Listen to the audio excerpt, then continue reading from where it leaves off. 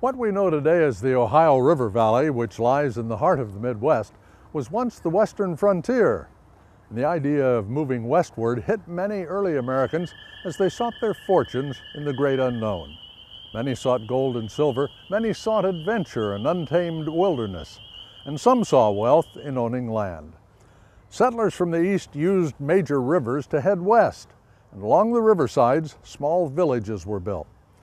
A nearly untouched region along the banks of the Ohio River caught the eyes of three leading businessmen.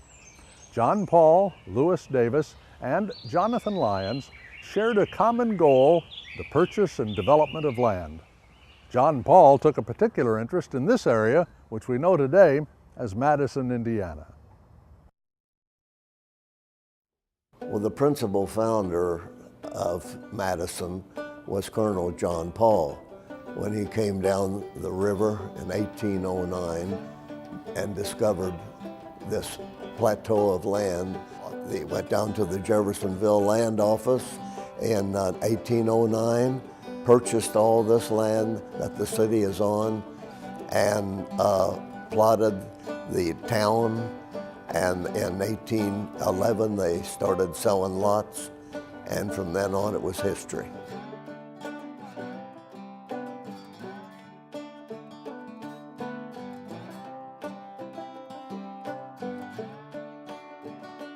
Madison was settled principally because of the Ohio River access.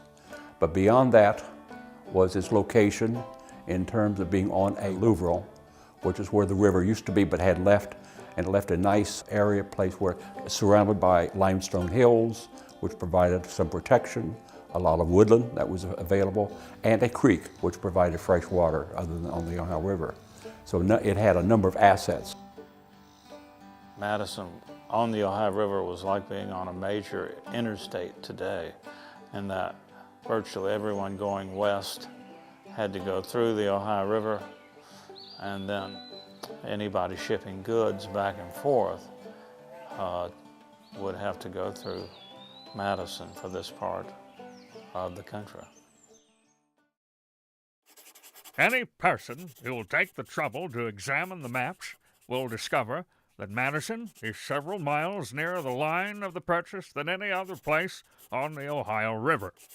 And it will not require more than ordinary penetration to discover that this circumstance, together with other advantages, such as the healthiness of Madison, the superior ground for roads from this to the purchase, and the means of accommodation for immigrants, render the place the most safe, convenient, least expensive, and finally, on almost every account, the most advantageous point for immigrants to land who intend on settling on this new purchase. The Indiana Republican.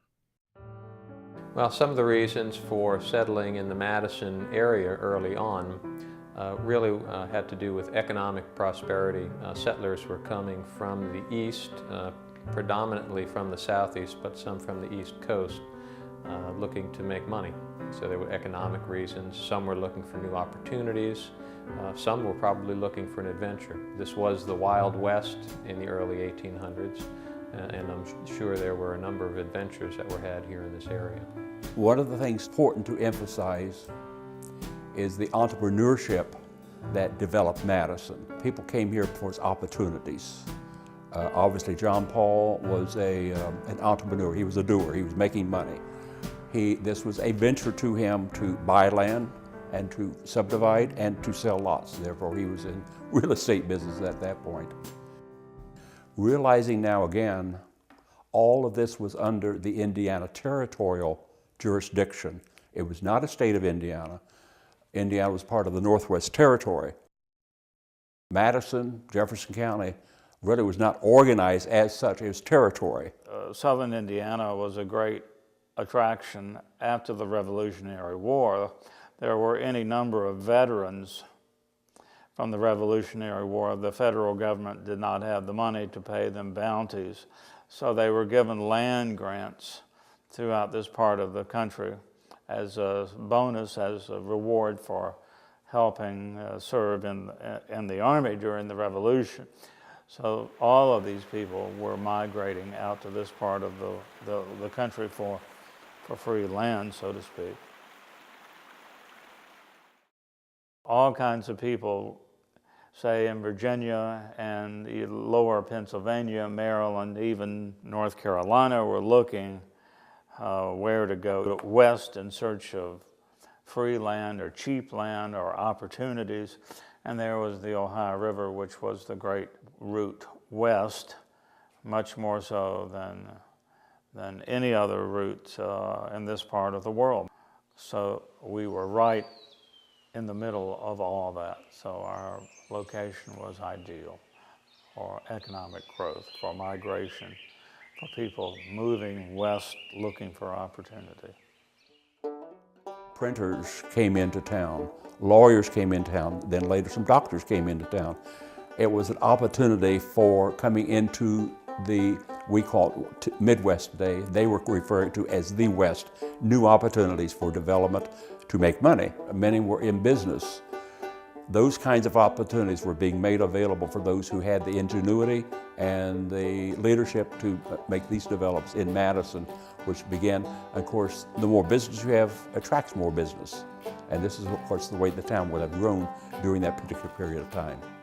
We had three men that I would put my hand on and say it was important to Madison in getting started. One was Colonel John Paul, the founder. Colonel Paul was so instrumental in doing things. He gave land for the first graveyard. He gave land for the first courthouse. It was very instrumental and also in laying out the plot of the town. The second man would have been James F.D. Lanier. He became extremely interested in banking and financing, and he was a great financier. The third person would be a politician, William Hendrickson.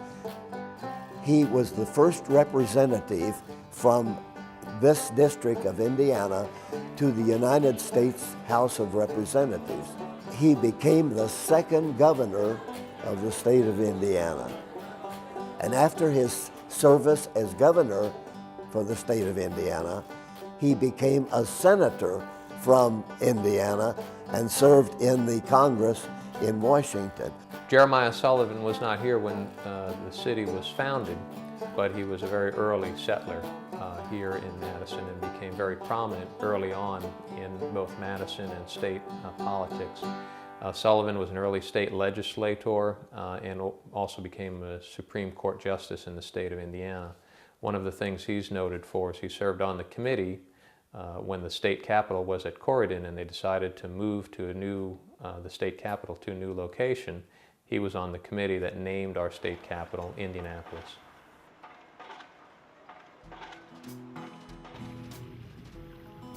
There wasn't much else around Indiana. We were about a day's journey downstream from Cincinnati by keel boat and about another day's journey to Louisville, so it was a natural stopping point. And if you were coming from the east and you wanted to settle in Indiana, we were the first major thoroughfare, the Michigan Road, that led into the interior of Indiana. We were the early crossroads of boating and land transportation for the entire state of Indiana. We left Louisville this morning at 11 o'clock on the steamer Ben Franklin. We found the steamboat crowded with passengers going up to Madison for the concert this evening. Just after starting, a band on the wheel broke and we were obliged to go with one engine all the way to Madison. We arrived there notwithstanding about 5 o'clock, in time to have a delightful of the town and its situation. It is the most beautifully situated town I've seen in a long while. It's almost surrounded by hills, all of them covered with the richest verdure and foliage. The town is small and nestled in among these hills. It presents a most pleasing appearance. Growth of Madison, as compared to other areas during this early period, is probably more outstanding, and partly due to its leadership of some of its residents anyway. Because we know in 1836 was the General Improvements Act passed in the state of Indiana for the development of roads, railroads, and canals for the development of Indiana. Madison got 2 of those developments. the railroad, first railroad in Indiana, 1837, and the Michigan Road. To get a rail from Madison to the hilltop, they had to make an inclined plane and go through all of the rock, and it took 5 years to be able to do that. In about 1841, the railroad became quite the thing, and the first train was able to go to the hilltop. Then they started laying track, which went on out and eventually ended up at Indianapolis. So as far as transportation, the railroad, the steamboat were very, very important things to the development of the city. So out of those projects, Madison did quite well because of its influence to be able to get those kinds of projects to come into town. This was due to the leadership of the town. From those two developments, more commerce, more industry was able to develop here because they had access with the river and then to the interior of Indiana through the railroad. The growth of Madison would have reflected the growth of the nation, perhaps even more progressive than maybe some areas, because by the late 1840s, around 1850, Madison had become one of the largest communities in Indiana.